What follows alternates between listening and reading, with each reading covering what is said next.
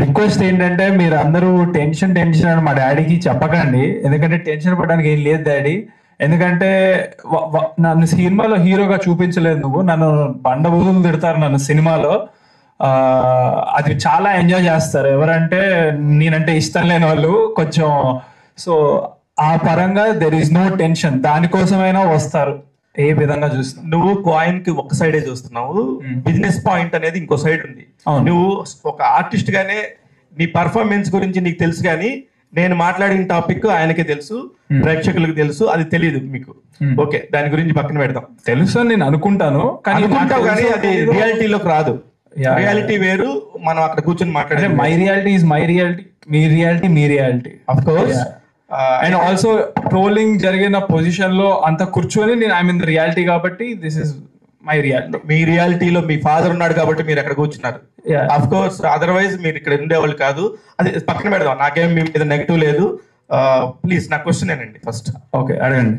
చంద్రహాస్ గారు, డే 1 మీరు వచ్చి స్టేజ్ మీద కూర్చున్నప్పుడు యాటిట్యూడ్ వేరు. ఈ రోజు నాకు తెలిసి 50% కట్ అయింది ప్రస్తుతానికి. ఏది 1 year గడిచిన 1 yearలో అంటే ఒక ఎక్స్పీరియన్స్ వచ్చిందేమో, ఒక జనాల్ని చూసుకుంటా ఇది మంచి ఇది చెడేనేమో అర్థమైందేమో అనుకున్నాను. ఇకపోతే నిన్న మీ సాంగ్ చూసినప్పుడు రియల్లీ అప్రిషియేట్ యూ. 100% అబ్బా ఎంత బాగా చేస్తున్నాడు అని నేను నిజంగా 5-6 సార్లు చూసాను ఆ సాంగ్ని.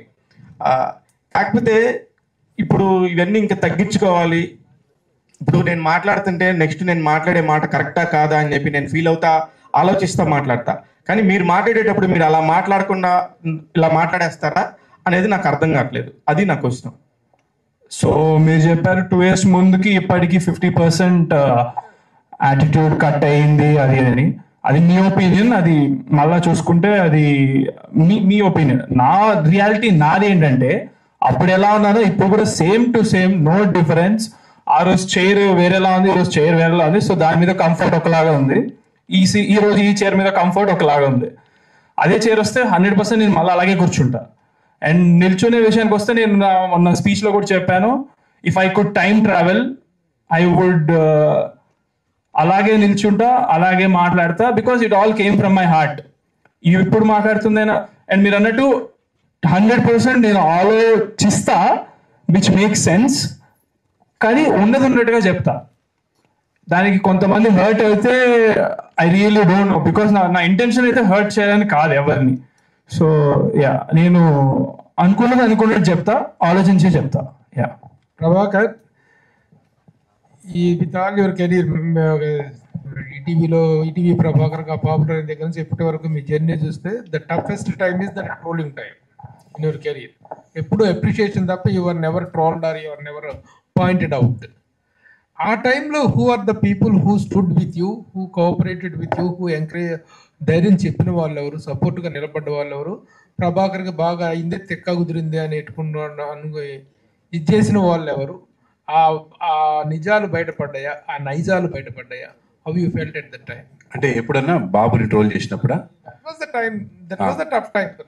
బాబుని ట్రోల్ చేసినప్పుడు నా దగ్గరికి వచ్చింది మొత్తం పాజిటివే. అంటే ప్రభాకర్ భయపడకు, మీ వాడికి మ్యాటర్ ఉంది, బాగా చేస్తాడు. కొంతమంది ప్రభా కొంచెం చెప్పు, జనాలు అన్నట్టుగానే ఉంది, కొంచెం మీ వాడిని మార్చుకోమని చెప్పు. ఇప్పుడు నిన్న సాంగ్ చూసిన తర్వాత కూడా one of my well wisher called me from US. Song కుమ్మేశాడా అని, అమ్మ ఇండస్ట్రీలో అసలు ఇలాంటి కొత్త యాక్టర్ ఎవ్వడు లేడు, అసలు ఆ కొంచెం బిహేవియర్ మార్చుకుంటే మీ వాడి ఎవ్వడేం పీకలేడు అన్నాడు. కానీ నాకు అది తెలియట్లే, ఎట్లా మార్చాలి అని. నేను అది మా అబ్బాయికి ప్రతిసారి మళ్ళీ నేను పోస్ట్ చేస్తాను, నాన్న ఇట్లా అంటున్నారు. వాడు అంటాడు, డాడీ నేను ఇంకేం చేయండి డాడీ, ఆర్టిఫిషియల్గా బతకలేం కదా, మనం ఎట్లా దేవుడు ఎలా ఇచ్చాడో అలా బతుకుతాం కదా, నీ ముక్కు బాగాలేదు అని వాడంటే నీ ముక్కు కోసేసుకోలేను కదా అని వాడు మాట్లాడుతున్నాడు. నేనేమంటున్నా అంటే it will come with experience అన్న. ఇలా ఎక్స్పీరియన్స్లు అవుతూ పోతేనే ఈ జనరేషన్, ఎస్పెషల్లీ మీ ఇంట్లో మా ఇంట్లో కాదు, ఎవరి ఇంట్లో అయినా సరే ఎలా ఉందంటే జనరేషను, అది అక్కడ పెట్టొద్దు అంటే ఇంక 2 సార్లు పెడతారు. నానా నువ్వు పడతావు అంటే వెళ్ళిపోతారు. పడ్డ తర్వాత సారీ డాడీ పడతా అనుకోలేదు అంటారు. నేనేమంటానంటే అలా అని ఇప్పుడు నా బిడ్డ ఏదో తప్పు చేశాడు అనట్లే, వాళ్ళకి ఎక్స్పీరియన్స్ అయ్యే వరకు. మా జనరేషన్లో అట్లా కాదు, నాన్న చెప్పాడు అనుకోండి వినేవాళ్ళం, వినకపోతే ఒక దెబ్బ వేసేవాడు. ఇప్పుడు కొట్టే పరిస్థితి లేదు, కొడితే కేసే. చేయలే. బిడ్డను కొట్టి జైలుకి వెళ్ళడం అంత దురదృష్టం ఇంకోటి ఉండదన్న. ఇప్పుడు పుట్టేదే మనం బతికేదే వాళ్ళ కోసం. సో మా నాన్న కర్ర ఎరిగేదాకా మమ్మల్ని కొట్టేవాడు, మనం నేర్చుకున్నాం, విన్నాం. ఇప్పుడు వినర్ అన్న, ఎక్స్పీరియన్స్ చేస్తారు వాళ్ళు, ఎక్స్పీరియన్స్ చేసిందే బిలీవ్ చేస్తారు. సో ఇది జనరేషన్ గ్యాప్. సో దయచేసి దాన్ని అర్థం చేసుకోండి. వాళ్ళ ఎక్స్పీరియన్స్ వాళ్ళ లైఫ్ని ముందుకు తీసుకెళ్తుంది. సో ఇవన్నీ పక్కన పెడితే ఇప్పుడు ఇది ఒక సైకలాజికల్ మీటింగ్ అయితే మనం దాని గురించి మాట్లాడొచ్చు. ఇది రామ్నగర్ బన్నీ టీజర్ లాంచ్ కాబట్టి ఈ సినిమాని చూడండి మీరు. సినిమాలో మా వాడి టాలెంట్, వాడి ప్రజెంటేషన్, వాడి హార్డ్ వర్క్ ఎలా ఉందో దయచేసి పాజిటివ్ సైడ్ చూడండి అని నేను మనస్ఫూర్తి కోరుకుంటున్నాను. మీకు నచ్చనివి ఏమైనా ఉంటే పక్కన పెట్టండి. అండ్ నా బిడ్డ ట్రోల్ అయ్యాడా ఏమయ్యాడా అని చూస్తే నేను ఆ రోజున అందరికీ తెలియాలని పెట్టాను. అసలు అప్పుడు పెట్టాల్సిన అవసరమే లేదు. ఏ సినిమా చేయలే, తప్పు నాదే నిజానికి, మా అబ్బాయిది కూడా కాదు. నేను ఏమనుకున్నాను, నన్ను అభిమానించే వాళ్ళందరూ ఎంకరేజ్ చేయాలని ముందుగా పెట్టా. అప్పటికి 2 సినిమాలు కన్ఫర్మ్ అయిపోయి సైన్ చేసాం. ఇది ఇంకా స్టార్ట్ అవ్వలేదు. సో 3 సినిమాలతో రాబోతున్నాడండి, ఆశీర్వదించండి అని పెట్టా. సో మంచిగా ఆశీర్వదించారు. అంటే నేనేది మంచిగా ఆశీర్వదించారు. సో నేను అనుకున్నది నెరవేరింది ఒక రకంగా. I'm very positive. అందరికీ రీచ్ అయింది, మూలలకి రీచ్ అయింది. అది తనే తెచ్చుకున్నాడు. So I appreciate him. But ప్రతిసారి మనం అవతలని కొడితే మనం టీవీలో కనపడతాం, కానీ ప్రతిసారి కొడితే కుదరదు. జైలుకి వెళ్తే ఫేమస్ అవుతాం, కానీ జైలుకి వెళ్తే గొప్ప కాదు. సో ఆ నెగిటివిటీని పక్కన పెట్టి పాజిటివిటీని మనం స్ప్రెడ్ చేసుకోవడానికి ట్రై చేయాలి. ఇది మా అబ్బాయికి చెప్తున్నాను మీ అందరి ద్వారా. అండ్ వాడు డెఫినెట్ గా వింటాడు. And he will experience everything, I know. Thank you. Prabhakar, నువ్వు చాలా నీళ్లు దాపిస్తా నీతో అన్నట్టుగా ఇచ్చాడు.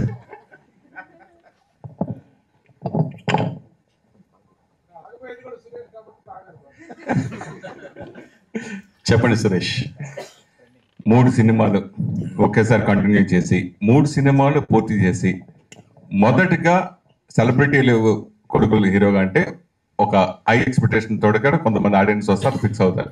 3 సినిమాల్లో ఈ సినిమానే మొదటి సినిమాగా ఎంచుకోవడానికి మెయిన్ రీజన్ ఏంటి?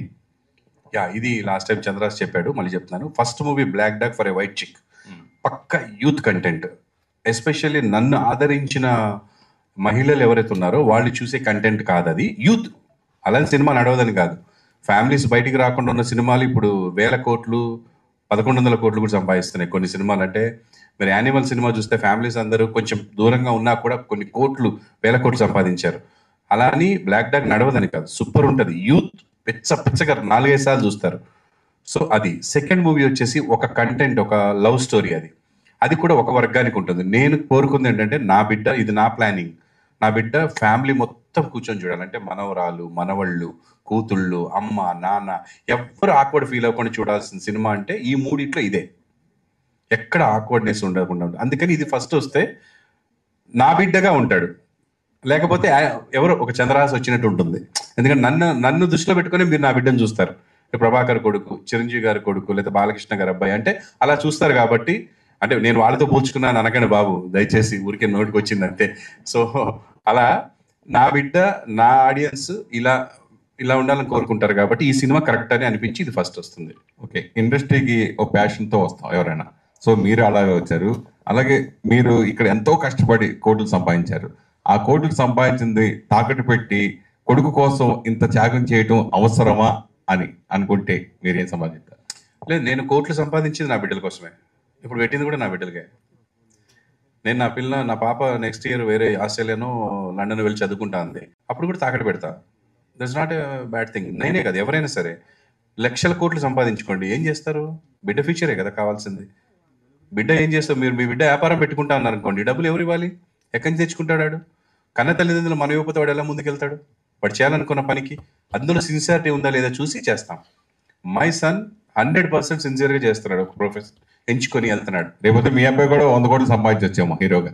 అది మనము ఫ్యూచర్ మనం చెప్పలేము సురేష్. నా దగ్గర ఉంది కాబట్టి పెట్టాను, లేకపోతే అప్పు చేసి కూడా పెట్టేవాడిని నా బిడ్డకి. నేను చెప్తున్నా కదా, అంత టాలెంట్ కనిపించింది, అంత హార్డ్ వర్క్ కనిపించింది. మొదటి సినిమాకి వాడు కష్టపడడంలో, ఫస్ట్ సినిమాకి కాలు ఎరగొట్టుకొని ఇంటికి వచ్చాడు నైట్ 4 ఫైట్ చేసి. నాకు ఏడుపు వచ్చేసింది. బ్లాక్ డాగ్ అండ్ వైట్ చిక్ సినిమాలో ఫ్లిప్ చేస్తూ మాస్టర్ కింద మ్యాట్స్ పెడితే ఇటు మ్యాట్ వద్దు పరుగు పోతుంది, ఎవరైనా చూస్తారు, అది ఎవరు చూస్తారు, కనపడదు ఫ్రేమ్లో అన్నా కూడా వద్దు వీళ్ళందరూ చూస్తున్నారు కదా అని మ్యాట్ తీసేసి దూకాడు. నైట్ 4కి, అంటే మార్నింగ్ 7 నుంచి ఫైట్ జరుగుతుంటే తెల్లారుజాము 4కి వాడు అక్కడికి వెళ్ళి ఆ గాల్లో ఇలా లేచి అక్కడ ఫ్లిప్ తిప్పి పడతాడు. ఆ తిరుగుతున్న టైంలో నిద్ర వచ్చేసింది సార్కి, వచ్చి మోకాల మీద పడ్డాడు, పచ్చాక్కమని వెళ్ళిపోయింది. నాకు జామ్, నేను ఇంకా అయిపోయింది ఫీచర్, మొత్తం లైఫ్ అయిపోయింది కదా అని భయపడిపోయాను. దేవుడి దేవుళ్ళ అది ఒక 40 డేస్లో రికవర్ అయిపోయింది. దగ్గరుండి తీసుకెళ్లి హాస్పిటల్లో చూపించాను.